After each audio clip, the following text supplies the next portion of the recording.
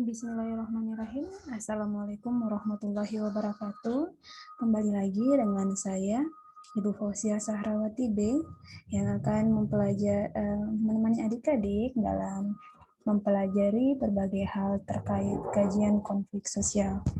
Oke adik-adik, masih ingat materi pada pekan lalu kita sudah mempelajari tentang apa? Ya, pekan lalu adik-adik sudah mempelajari terkait dengan teori konflik dalam perspektif sosiologi, secara spesifik teori fungsionalis. Nah, berbeda dengan pertemuan yang lalu, pada pertemuan ini kita akan belajar terkait dengan teori konflik, baik itu di masa klasik maupun modern. Berbicara tentang konflik, adik-adik, teori konflik itu merupakan teori yang memandang bahwa perubahan sosial tidak terjadi melalui proses penyesuaian nilai-nilai yang membawa perubahan, tetapi terjadi akibat adanya konflik yang menghasilkan kompromi-kompromi yang berbeda dengan kondisi yang semula. Nah, teori konflik ini didasarkan pada pemilikan sarana-sarana produksi sebagai unsur-unsur pokok pemisahan kelas dalam masyarakat. Nah, kalau kita berbicara tentang teori itu sebenarnya diartikan sebagai seperangkat pernyataan-pernyataan yang secara sistematis berhubungan atau sering dikatakan bahwa teori merupakan sekumpulan konsep, definisi, dan proposisi yang saling kait-mengait yang menghadirkan suatu tinjauan sistematis atas fenomena yang ada. Oleh karena itu, kita perlu mempelajari teori untuk memprediksi kemungkinan-kemungkinan fenomena yang akan terjadi. Hal yang pertama yang akan kita pelajari adalah terkait asumsi dasar dari teori konflik. Teori konflik merupakan antitesis dari teori struktural fungsional. Jadi asumsi dasar pertama dari teori konflik adalah bahwa teori ini merupakan antitesis dari teori struktural fungsional, di mana teori struktural fungsional sangat mengedepankan keteraturan dalam masyarakat. Teori konflik ini melihat pertikaian dan konflik dalam sistem sosial. Jadi, asumsi selanjutnya itu adalah bahwasanya teori konflik melihat bahwa di dalam masyarakat itu tidak akan selamanya berada pada keteraturan. Salah satu buktinya dalam masyarakat manapun, itu adik-adik pasti pernah mengalami konflik-konflik atau ketegangan-ketegangan. Tidak pernah melihat masyarakat yang besar, cukup masyarakat kecil, misalnya adik-adik dengan kelompok sepermainannya. Pasti tidak serta-merta selalu dalam keadaan damai, tapi ada titik di mana terdapat pertentangan atau pertikaian di dalamnya. Adik-adik, kemudian teori konflik juga melihat adanya dominasi, koersi, dan kekuasaan dalam masyarakat. Teori konflik juga membicarakan mengenai otoritas yang berbeda-beda. Otoritas yang berbeda-beda ini menghasilkan superordinasi dan subordinasi. Nah, perbedaan antara subordinasi dengan superordinasi ini dapat menimbulkan konflik karena adanya perbedaan kepentingan.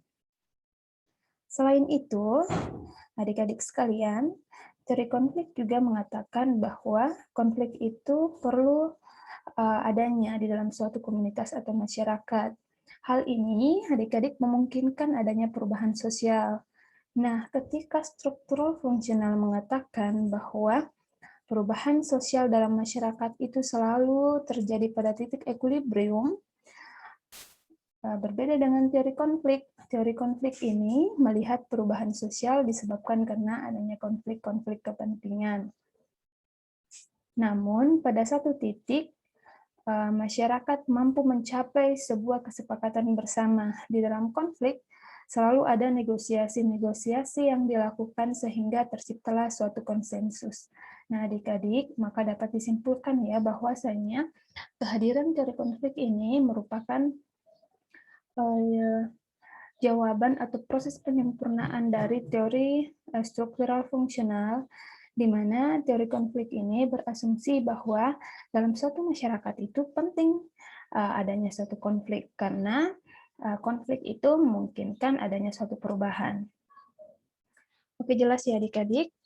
Setelah kita mengetahui terkait dengan asumsi dasar dari teori konflik ini, kita masuk pada teori konflik pada masa klasik. Nah, Ibu mengangkat beberapa tokoh yang mengkaji terkait dengan konflik di masa klasik. Nah, tokoh yang pertama itu adalah Polybus. Polybus ini terkait dengan teori konflik mengemukakan bahwa monarki atau sistem pemerintahan dengan penguasa tunggal adalah kekuasaan terkuat yang merupakan bentuk pertama komunitas manusia. Teori konflik yang dikemukakan oleh Polybus bertolak dari keinginan manusia membentuk suatu komunitas, sehingga teori konflik yang dikemukakan oleh Polybus ini menyatakan bahwa transisi dari sistem pemerintahan penguasa tunggal yang didasarkan pada kekuasaan atau kekuatan kepada kekuasaan yang didasarkan pada keadilan dan wewenang yang sah. Jadi, adik-adik sekalian, tokoh yang pertama di masa klasik itu adalah Polybus. Dia itu bertolak atau teorinya itu bertolak pada keinginan manusia dalam membentuk suatu komunitas. Nah, tokoh selanjutnya ini tentunya untuk anak-anak sosial sudah tidak asing lagi, yakni Ibnu Khaldun. Ibnu Khaldun ini juga salah satu sosiolog yang memiliki peranan dalam mengkaji suatu masyarakat. Jadi di masa klasik, Ibnu Khaldun itu mengkaji masyarakat yang nomaden.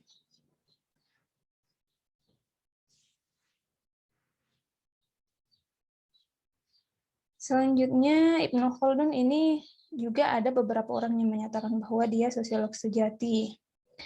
Hal tersebut didasarkan pada pernyataan tentang beberapa prinsip pokok untuk menafsirkan peristiwa-peristiwa sosial dan peristiwa-peristiwa sejarah. Prinsip yang sama juga dijumpai dalam analisis Ibnu Khaldun tentang timbul dan tenggelamnya suatu negara. Tokoh yang selanjutnya adalah Niccolo.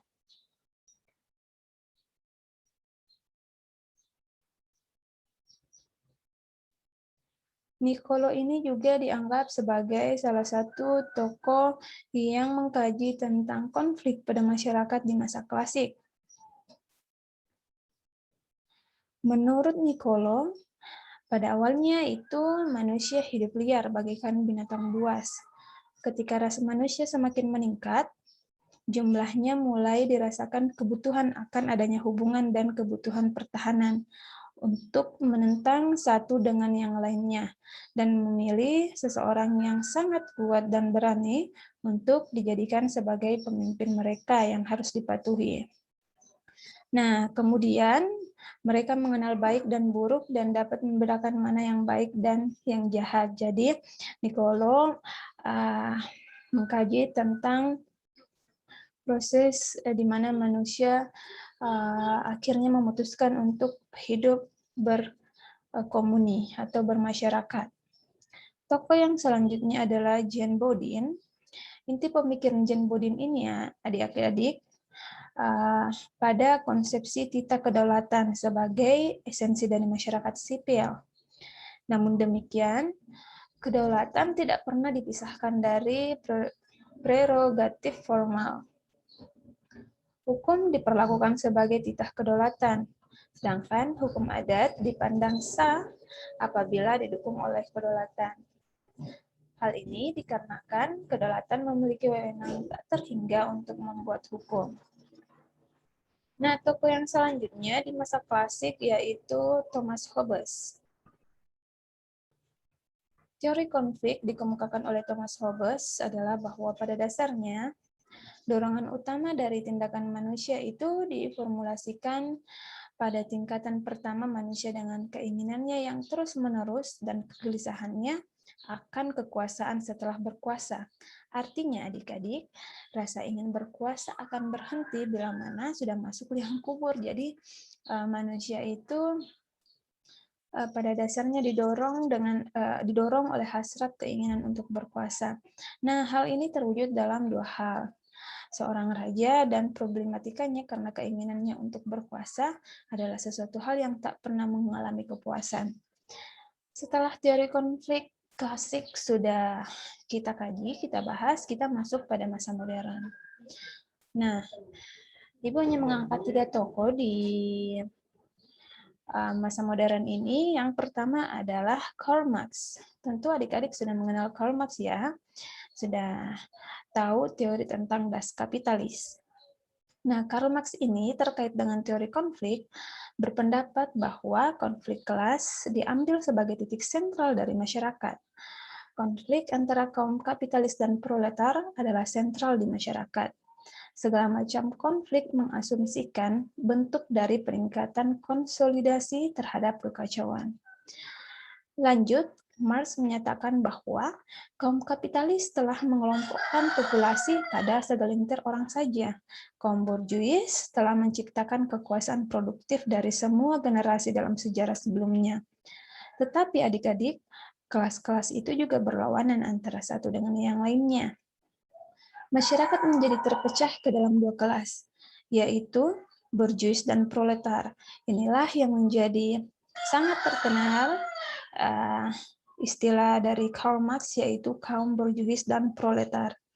Adik-adik sekalian, dasar analisis kalangan Marxis itu adalah konsep kekuatan politik sebagai pembantu terhadap kekuatan kelas dan perjuangan politik sebagai bentuk khusus dari perjuangan kelas. Struktur administrasi negara modern adalah sebuah komite yang mengatur urusan sehari-hari kaum borjuis. Sebuah bagian dari produksi umum membuat jalan masa depan bagi konflik-konflik ini. Hal itu memperkirakan bahwa kelas menengah pada akhirnya akan hilang. Pedagang, perajin masuk ke dalam golongan proletar sebab modal mereka kecil. Tentunya tidak dapat bersaing dengan orang-orang yang memiliki modal yang besar. Sehingga proletar direkrut dari semua kelas populasi. Perbedaan antara kaum buruh atau pekerja kemudian akan terhapus. Kaum pekerja ini akan mulai bentuk kombinasi. Nah, konflik akan sering muncul di antara kedua kelas ini.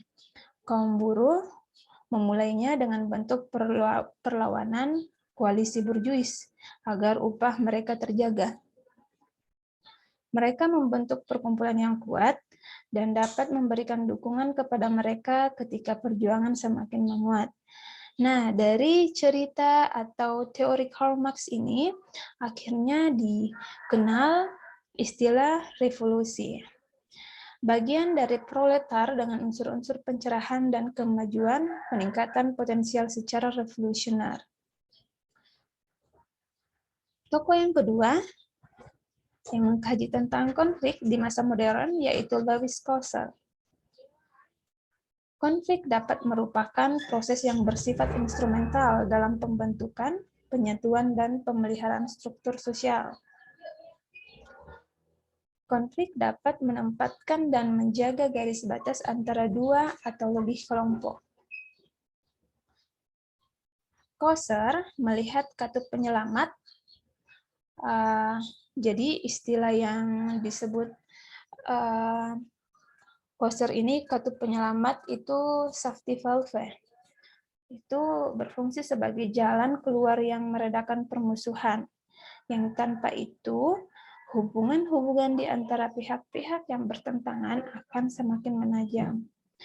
Katup penyelamat atau safety valve ialah salah satu mekanisme khusus yang dapat dipakai mempertahankan kelompok dari kemungkinan konflik sosial. Nah, katup penyelamat ini merupakan sebuah institusi, pengungkapan rasa tidak puas atas sebuah sistem atau struktur.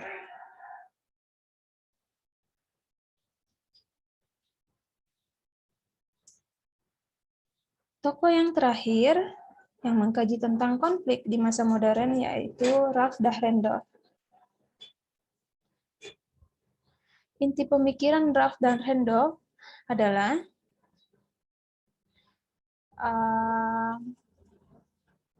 di sini dia itu tokoh utama yang berpendirian bahwa masyarakat mempunyai dua wajah, yaitu konsensus dan konflik. Jadi, masyarakat itu memungkinkan terjadinya suatu keteraturan dan juga memungkinkan terjadinya suatu konflik adik-adik. Sehingga teori sosiologi harus dibagi menjadi dua bagian. Ada yang namanya teori konflik dan teori konsensus. Teoritisi konsensus harus menguji nilai integrasi dalam masyarakat, dan teoritisi konflik harus menguji konflik kepentingan dan penggunaan kekerasan yang mengikat masyarakat bersama di hadapan tekanan tersebut. Selanjutnya, adik-adik, Dahrendorf mengakui bahwa terbentuknya sebuah masyarakat tidak akan terlepas dari adanya dua unsur, yaitu yang Ibu sebutkan tadi, konflik dan konsensus. Ini sama saja dengan kehidupan adik-adik di tengah masyarakat, bahwa kita tidak bisa terlepas dari yang namanya keteraturan, konsensus, dan pertentangan atau pertikaian konflik. Sebenarnya Dahrendorf ini adik-adik mulai dengan dan sangat dipengaruhi oleh teori fungsionalisme struktural. Seperti yang Ibu katakan tadi, bahwa sebenarnya teori konflik ini kan hadir sebagai jawaban untuk menyempurnakan teori struktural fungsional. Selanjutnya, Dahrendorf ini menyatakan bahwa menurut fungsionalis, sistem sosial dipersatukan oleh kerjasama sukarela atau oleh konsensus bersama oleh kedua-duanya. Tetapi, lanjut Dahrendorf menyatakan, teoritisi konflik, masyarakat itu dipersatukan oleh ketidakbebasan yang dipaksakan. Dengan demikian, posisi tertentu di dalam masyarakat mendelegasikan kekuasaan dan otoritas terhadap posisi yang lain. Fakta kehidupan sosial ini, adik-adik, mengarahkan Dahrendorf kepada tesis sentralnya, bahwa perbedaan distribusi otoritas selalu menjadi faktor yang menentukan konflik sosial sistematis. Lanjut adik-adik, Dahrendorf memusatkan perhatiannya pada struktur sosial yang lebih luas. Inti tesisnya adalah gagasan bahwa berbagai posisi dalam masyarakat mempunyai kualitas otoritas yang berbeda. Nah, otoritas tidak lepas di dalam diri individu tentunya. Tetapi juga di dalam, jadi seperti ini adik-adik, otoritas tersebut itu adanya tidak terletak di dalam diri individu, tetapi di dalam posisi. Jadi, dalam artian, orang yang memiliki jabatan atau posisi tentunya memiliki otoritas. Otoritas yang melekat pada posisi adalah unsur kunci dalam analisis Dahrendorf ini. Otoritas secara tersirat menyatakan subordinasi dan subordinasi. Mereka yang menduduki posisi otoritas diharapkan mengendalikan bawahannya. Singkatnya adik-adik, Dahrendorf menyatakan bahwa segera setelah kelompok konflik muncul, kelompok itu melakukan tindakan yang melakukan perubahan dalam struktur sosial. Bila konflik itu hebat, perubahan yang terjadi adalah radikal tentunya. Bila konflik itu disertai dengan tindakan kekerasan, maka akan terjadi perubahan struktur secara tiba-tiba. Oke adik-adik, itu 3 tokoh yang sudah kita kaji. 3 tokoh ini adalah tokoh-tokoh yang terkenal mengkaji tentang teori konflik di masa modern. Semoga adik-adik bisa paham dan mengerti terkait dengan teori konflik di masa klasik dan modern, silahkan adik-adik memperluas wawasan dan pengetahuannya dengan terus membaca, memanfaatkan berbagai sumber belajar. Mohon maaf jika ada yang kurang. Ibu tutup dengan ucapan Assalamualaikum warahmatullahi wabarakatuh. Sekian dan terima kasih.